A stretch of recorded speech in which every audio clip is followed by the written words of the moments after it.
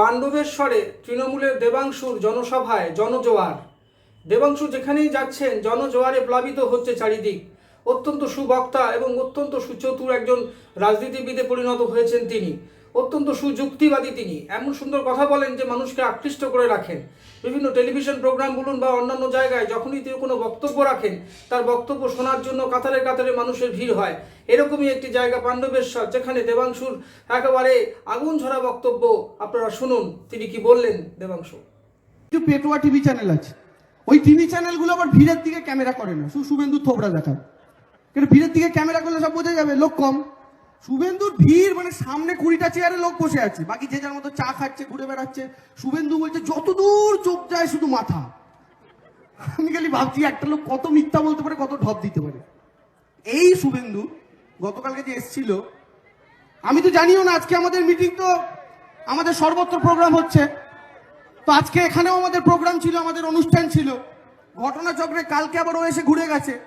তা আমি আপনাদের একটা কারণে ধন্যবাদ জানাই মায়েরা দাদারা, যে ওই পাপিষ্ঠটা ওই রাস্তা দিয়ে হেঁটে রাস্তাটাকে অপবিত্র করেছিল। আপনাদের পদধূলিতে আপনারা রাস্তাটাকে আবার পবিত্র করে দিয়েছেন, আপনাদের অসংখ্য ধন্যবাদ জানাই।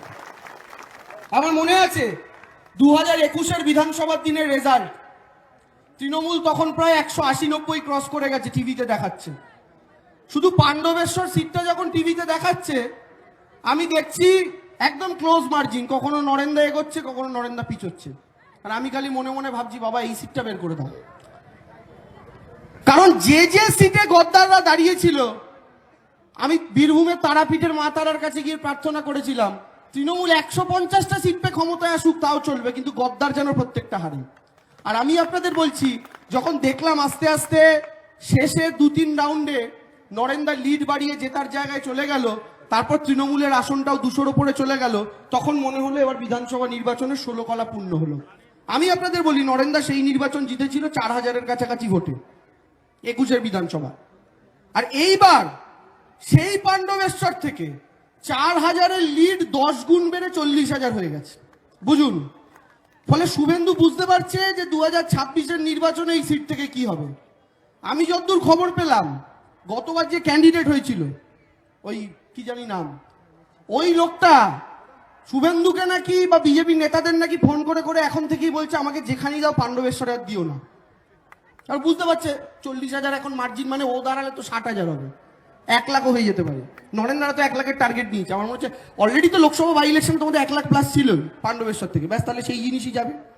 কিন্তু আমি আপনাদের বলি মায়েরা দাদারা, 2-3টে কথা, বেশি সময় নেব না।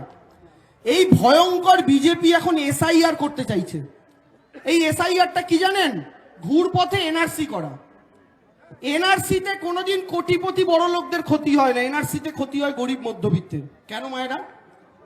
এনআরসিতে প্রথমেই বলবে, এনআরসি মানে কি? পরীক্ষা করা, তুমি ভারতীয় না তুমি বিদেশি। এখন মায়েরা, আমরা আপনারা প্রত্যেকে এদেশের মাটিতে জন্মেছি।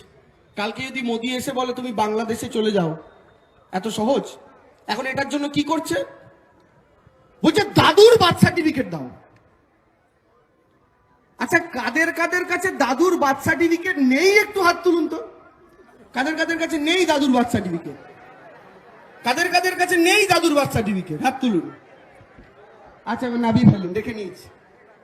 এবার আমি আপনাদের কথা বলি, দাদুর বাদ দিন, আমার বাবারই বার্থ সার্টিফিকেট নেই। তাহলে তোমায় গোষ্ঠী শুদ্ধ প্যাকিং করে বাংলাদেশ যেতে হবে। অদ্ভুত ব্যাপার কি জানেন? এই যে সিস্টেমটা করছে, একটা কথা ভেবে দেখুন মায়েরা, মনে আছে 2020-তে করোনা এসেছিল? সবার মনে আছে তো, করোনা ভাইরাস এসেছিল? সেই 2020-তেই একটা বড় ঝড় এসেছিল, আমফান ঝড়, মনে আছে? আচ্ছা মায়েরা দাদারা, একটু ভেবে দেখুন, এই ঝড়ের সময় সমুদ্রের কাছাকাছি এলাকায় যে মানুষগুলোর বাড়ি, তাদের বাড়িঘর উড়ে চলে গেছে। এই যে এখন এইবার যে অতিবৃষ্টি হলো, তাতে বন্যা হলো তো, সেই বন্যাতে কত মানুষের ঘর ভেসে চলে গেছে। সেদিনকে খবরের কাগজে ছবি দেখলাম, 1 বুক জলে মা তার সন্তানকে মাথার ওপর ঝুড়ি করে রেখে নিয়ে যাচ্ছে। আচ্ছা, সেই মা তার সন্তানকে বাঁচাবে নাকি তার দাদুর বার্থ সার্টিফিকেটটা বগল দাবা করে নিয়ে যাবে বলুন তো? তাহলে সেই মা যদি সেই কাগজ দিতে না পারে, তাকে কি বাংলাদেশে পাঠিয়ে দিতে হবে? এইটাই বিজেপি করতে চাইছে এসআইআর এর মাধ্যমে। আর মমতা বন্দ্যোপাধ্যায় এসআইআর কে আটকাতে চাইছে। আপনাদের শপথ গ্রহণ করতে হবে মায়েরা দাদারা, এই এসআইআর কে কিন্তু আপনাদের আটকাতে হবে, আর সেটা আটকাতে পারেন আপনারা মমতা বন্দ্যোপাধ্যায়ের নেতৃত্বে। কারণ এই বাংলার মাটিতে আমরা পশ্চিম বাংলার একটা মানুষকে আমরা এই পশ্চিম বাংলার মাটি থেকে বিদেশি বানাতে দেব না, যারা এই মাটির মানুষ। বলুন তো, বাংলার মানুষ রক্ত ঝরিয়ে দেশ স্বাধীন করেছে, আর আজকে ওরা প্রধানমন্ত্রী হয়ে এই বাংলার দিকে আঙুল তুলে বলছে, বল বাঙালি তুই ভারতীয় না, তুই বাংলাদেশি। এই জিনিস কি সহ্য করা যায়? ঠিক বলেছেন নরেন্দা, এই বাংলার মাটিতে যত ভাষাভাষীর মানুষ থাকেন তারা প্রত্যেকে আমাদের কাছে বাঙালি। কিন্তু আপনি বলুন তো মায়েরা দাদারা, এই যে বিজেপির 12টা এমপি রাজ্যে 70টা 77টা এমএলএ ছিল, এখন কমে 65 হয়ে গেছে, কারণ সবাই পার্টি ছেড়েছে অনেকে। আপনাদের পশ্চিম বর্ধমান জেলা থেকে তো মনে হয় 3টে এমএলএ আছে, ওদের 3টে এমএলএ তো 9টার মধ্যে 3টে এমএলএ আছে। আচ্ছা আপনারা বলুন তো মায়েরা, আপনারা ধরুন একটা 20 টাকা দিয়ে সাবান কিনলেন, সেই 20 টাকার সাবানে আপনারা 2 টাকা ট্যাক্স দেন সরকারকে, 18 টাকা দাম, 2 টাকা ট্যাক্স। ওই 2 টাকার মধ্যে 1 টাকা পায় দিদি, 1 টাকা পায় মোদি।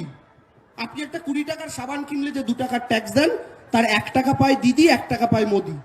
দিদি সেই 1 টাকাটা নিয়ে আপনাদের সেটা প্রত্যেক মাসে লক্ষ্মীর ভান্ডারে 1000 টাকা করে ফেরত দেয়, আর নরেন্দ্র মোদী সেই 1 টাকাটা নিয়ে গ্যাসের দাম আরো 500 টাকা বাড়িয়ে দেয়। এই আমাদের ভিডিও ভালো লাগলে লাইক ও শেয়ার করুন, কমেন্ট সেকশনে গিয়ে জানান আপনাদের মতামত। আরও ভিডিও পেতে চ্যানেলকে সাবস্ক্রাইব করুন। প্রতি মুহূর্তে খবরের আপডেট পেতে প্রেস করুন বেল আইকন।